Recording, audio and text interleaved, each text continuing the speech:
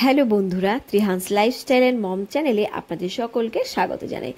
আজ আবারও নিয়ে চলে এসেছি বাচ্চাদের একটা মজাদার ও স্বাস্থ্যকর রেসিপি। বাচ্চাদের বাজারের বিভিন্ন প্যাকেটজাত খাবারের তুলনায় কিন্তু ঘরের খাবার খাওয়ানো কিন্তু অনেক পুষ্টিকর আর বেশি স্বাস্থ্যকর।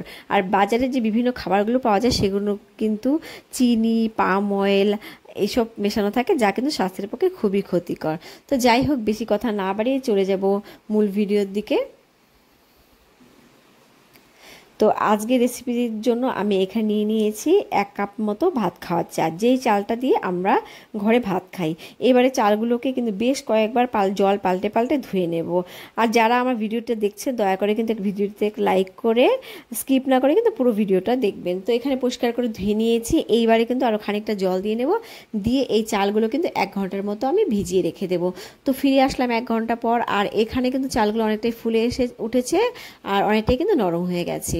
এইবার একটা স্টেনারে আমি জলটা ঝরিয়ে নিলাম। তো জলটা ঝরানো হয়ে গেছে। এইবারে এরকম একটা পাতলা পরিষ্কার সুতির কাপড়ের ওপর চালটাকে হাত দিয়ে ছড়িয়ে দিয়ে এমন একটা জায়গায় রাখবো যেখানে হাওয়া আসে, অথবা ফ্যানের সামনে কিন্তু 1 ঘন্টার মতো রাখলে ঝরঝরে হয়ে যাবে। তো দেখুন এখানে কিন্তু অনেকটা ঝরঝরে হয়ে গেছে। এরপর আমি গ্যাসে প্যান বসিয়ে এখানে দিয়ে দিচ্ছি আমার চালগুলো দিয়ে গ্যাসের ফ্লেমটাকে লোতে রেখে আমি কিন্তু অনবরত এই চালগুলোকে নেড়ে চেড়ে জলগুলো কিন্তু শুকিয়ে নেব। আর কখনোই কিন্তু গ্যাসের ফ্লেম হাই করা চলবে না, তাহলে কিন্তু চালের উপরের অংশটা শুকিয়ে যাবে, ভেতরের অংশটা কিন্তু কাঁচা থেকে যাবে। আর এখানে দেখুন আমার চালগুলো কিন্তু অনেকটাই শুকিয়ে এসছে, ওপরটা কিন্তু শুকিয়ে এসছে, ভেতরটা কিন্তু এখনও নরম।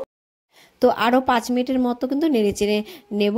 5 মিনিট পর এখানে আমি অ্যাড করছি 5টার মতো আমন্ড বাদাম আর 5টার মতো কাজু বাদাম। এইগুলোকে কিন্তু আমি জলের মধ্যে একটুখানি ধুয়ে আর পরিষ্কার সুতির কাপড়ে মুছে নিয়েছি। এবারে কিন্তু আমি আরও খানিকক্ষণ এগুলোকে নেড়েচেড়ে নেব।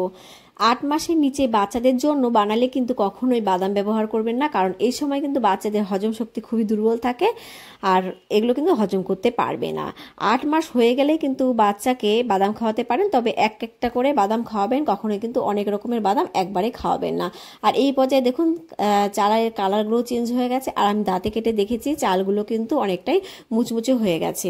এইবারে কিন্তু আমি এগুলোকে ঠান্ডা করে নেব। তো ঠান্ডা করে আমি ব্লেন্ডার জারে নিয়ে নিয়েছি। এইবারে কিন্তু জারে ঢাকনা আটকে এটার কিন্তু একটা গুঁড়ো বানিয়ে নিয়ে ফিরে আসছি। তো এখানে দেখুন গুঁড়োটা একদম রেডি হয়ে গেছে। আপনারা কিন্তু এভাবে গুঁড়ো বানিয়ে 10 থেকে 15 দিনের মতো এয়ারটাইট কন্টেনারে রেখে বাচ্চাকে কিন্তু খাওয়াতে পারেন। এবারে এটা কি করে আমার ছেলেকে খাওয়াই আমি কিন্তু সেটাই দেখাবো।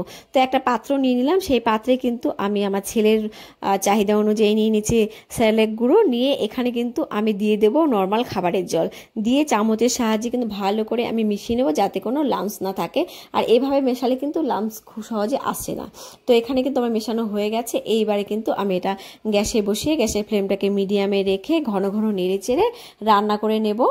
আর ঘন ঘন না নাড়লে কিন্তু এখানে লাম্পস চলে আসবে। আর বাচ্চার বয়স যদি 1 বছরের বেশি হয় আপনারা কিন্তু এটা গরুর দুধেও রান্না করতে পারেন।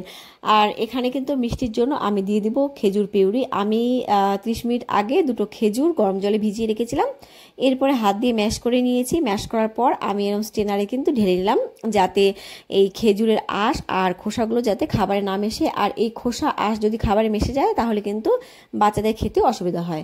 তো আমার পিউরিটা এখানে মিশিয়ে নিলাম, মিশিয়ে নিয়ে আমি কিন্তু আরও খানিকক্ষণ রান্না করে নেব। আর বাচ্চাদের যদি প্রথম বাদাম খাওয়ান, কখনোই কিন্তু 2-3 রকমের বাদাম খাওয়াবেন না, পরপর আর কিন্তু 3 দিন বাদাম খাওয়াবেন, যাতে আপনারা বুঝতে পারেন কোন বাদাম থেকে বাচ্চার অ্যালার্জি হচ্ছে কিনা বা অন্য কোনো সমস্যা হচ্ছে কিনা। তো এখানে কিন্তু আমি রান্না করে নিচ্ছি, আর 10 মিনিটের মতো রান্না করলেই কিন্তু এই খাবারটা একদম রেডি হয়ে যায়।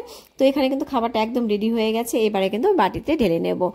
আর বাচ্চার বয়স যদি 1 বছরের বেশি হয় আপনারা কিন্তু মিষ্টির জন্য গুড় বা তালমিছিরেও ব্যবহার করতে পারেন। তো দেখুন আমি এরকম ঘনত্বে খাবারটা নামালাম। বাচ্চারা যেরকম ঘনত্বে খেতে পছন্দ করে আপনারা কিন্তু সেরকম ঘনত্বে নামাবেন।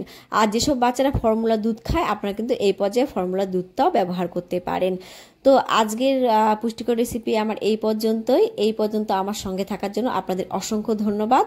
আপনাদের সঙ্গে কিন্তু আবার দেখা হবে অন্য কোনো একটা ভিডিওতে বাচ্চাদের জন্য নতুন নতুন রেসিপি নিয়ে। বাচ্চাদের জন্য নতুন রেসিপি পাওয়ার জন্য কিন্তু অবশ্যই চ্যানেলটাকে সাবস্ক্রাইব করবেন।